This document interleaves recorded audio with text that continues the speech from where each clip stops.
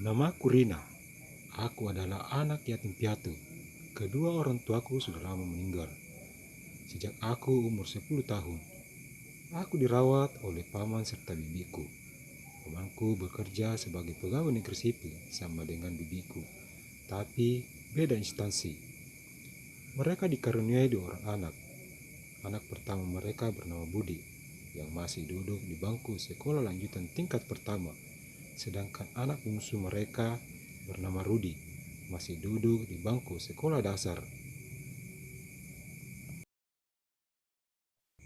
Aku terpaksa merantau ke kota Makassar setelah aku lulus SLTA karena perilaku pamanku. Setiap ada kesempatan, paman terus masuk ke kamarku untuk melakukan hal yang tidak terpuji padaku. Aku pernah melaporkan semua itu pada Bibi, tetapi Bibi tidak percaya. Dia malah lebih percaya pada suaminya itu. Puncak dari semua itu terjadi saat bibiku ada acara arisan bersama teman-teman seprofesinya. Malam itu, aku langsung ke kamar karena besok adalah hari terakhir aku sekolah sekaligus penerimaan ijazah. Tidak terasa malam semakin larut disertai hujan yang mengguyur bumi.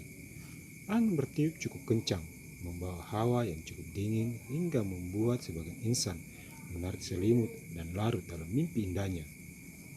Beda hanya dengan diriku yang selalu dirundung kegelisahan, jangan-jangan paman kembali melakukan hal yang sama seperti dulu padaku.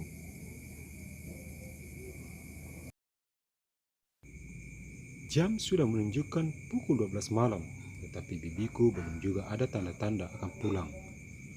Ku coba memejamkan mata, tapi pikiranku dirundung ketakutan. Tak lama aku berbaring, tiba-tiba pintu kamarku terbuka. Pintu yang semua kuncinya sudah terlepas, entah siapa pelakunya. Kulihat sebuah bayangan mendekatiku. Aku pura-pura tertidur dengan menahan napas. Rina, apa kamu sudah tidur? Ucap orang itu yang tak lain adalah paman. Aku diam saja dan tidak berani untuk menjawab. Mendengar tidak ada jawaban dariku, tangan paman mulai kemana-mana, hingga kuberanikan diri untuk bangun. Apa yang paman lakukan ini? Hus, tenang, jangan sampai Budi dan Rudi bangun. Paman Bayu meletakkan jari telunjuknya di depan bibirnya. Kalau paman berani macam-macam denganku, aku akan teriak. Begitulah ucapanku, tapi pria berbaya itu yang sama sekali tidak merespon. Dia malah naik ke atas pembaringan dan memegangi kedua tanganku. Aku menangis dan tidak bisa melawan. Tapi kali ini aku terselamatkan, tidak seperti hari-hari sebelumnya. Apa yang kalian lakukan? Pintu tiba-tiba terbuka dan terdengar suara bibi di sana. Paman Bayu segera turun dan menghampiri Bitina. Begini sayang, tadi Rina memanggilku kemari, katanya dia sakit. Sebagai paman yang baik, aku pun datang untuk melihatnya dan berencana untuk membawanya ke rumah sakit. Tapi ternyata apa yang dia katakan itu tidak sesuai kenyataan. Dia mengajakku seperti apa yang barusan saya lihat. Tutur paman Bayu panjang lebar, tanpa ada satupun perkataannya yang benar.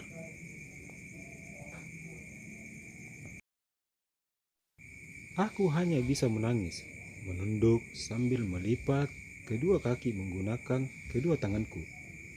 Aku mau memberi pembelaan pada diriku, tetapi percuma saja, karena apapun yang aku katakan padanya, Bibi tidak akan percaya. Di mata Bibi, paman adalah suami serta ayah panutan di keluarga itu. Soal keagamaan dan organisasinya, pamanlah jagonya. Dia menutupi sifat aslinya dengan membungkus agama.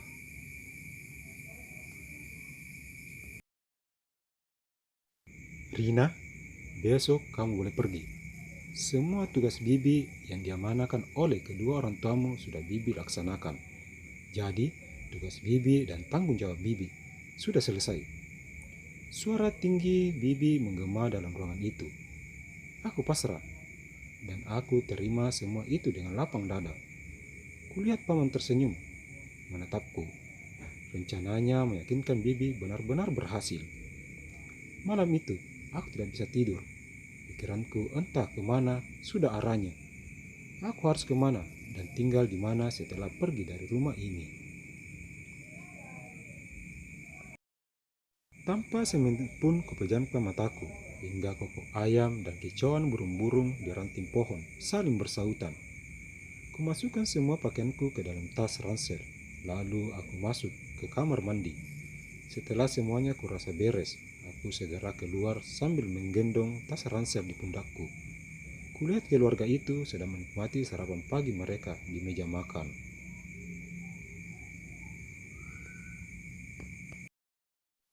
"Karina mau kemana?"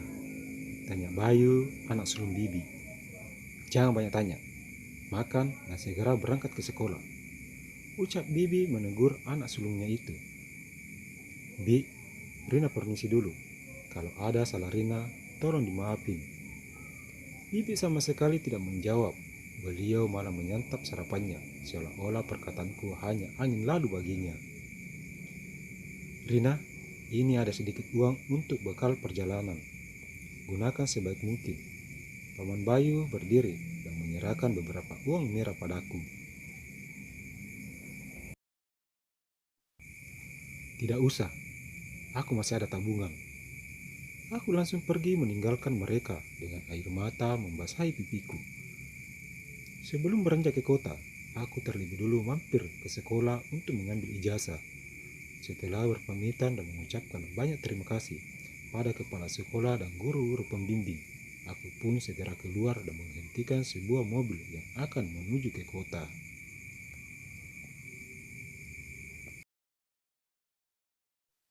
Lama perjalanan yang kutempuh kira-kira 1 jam lamanya. Setelah tiba di terminal, aku pun segera turun dan langsung menghubungi teman sekaligus kakak kelasku dulu. Tidak lama kemudian, Sri datang sambil mengendarai mobil mewah. Pertama, aku tidak percaya kalau itu Sri.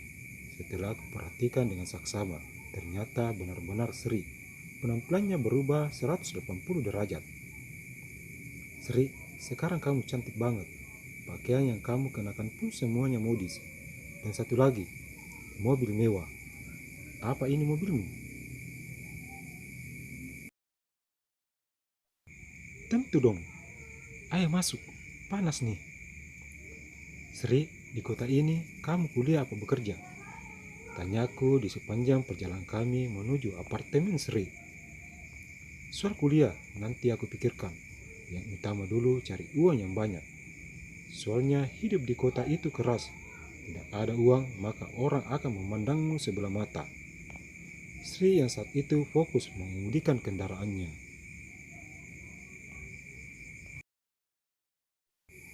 "Keren. Memangnya kamu kerja apa? Kalau boleh aku ikut. Mumpung aku juga butuh uang untuk biaya hidup dan juga kuliahku nanti." "Serius kamu mau ikut bekerja denganku?" Sri sedikit memalingkan wajahnya ke arahku. "Aku serius," jawabku yakin. "Baiklah, nanti aku bawa kamu."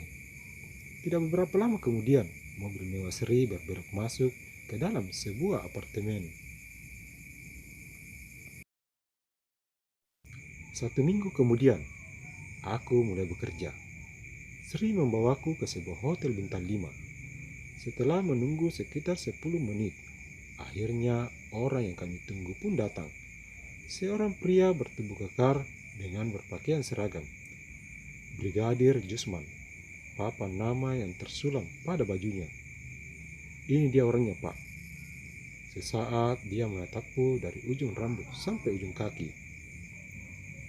"Cantik," ucapnya singkat lalu melangkah ke arah dia. Sri menyuruhku untuk mengikutinya dari arah belakang. Dengan sedikit canggung, aku pun berlari kecil dan masuk ke dalam lift. Brigadir Jusman Siregar, seorang perwira tinggi di instansi pemerintahan, juga adalah seorang duda tanpa anak yang kini menjadi pelindung sekaligus sebagai suamiku. Kami sudah dikaruniai sepasang anak kembar, Rifki dan Rizky. Walau usia kami terpaut jauh, tapi kami tidak kalah mesra dengan pasangan muda-mudi saat ini. Jika ada suatu cerita teman-teman yang mau aku buatin, maka tinggalkan jejak pada kolom komentar. Sekian dulu cerita pendek ini. Jika berkenan, silakan subscribe, like, komen, dan nyalakan lonceng notifikasinya agar tidak ketinggalan video terbaru dari channel ini. Terima kasih.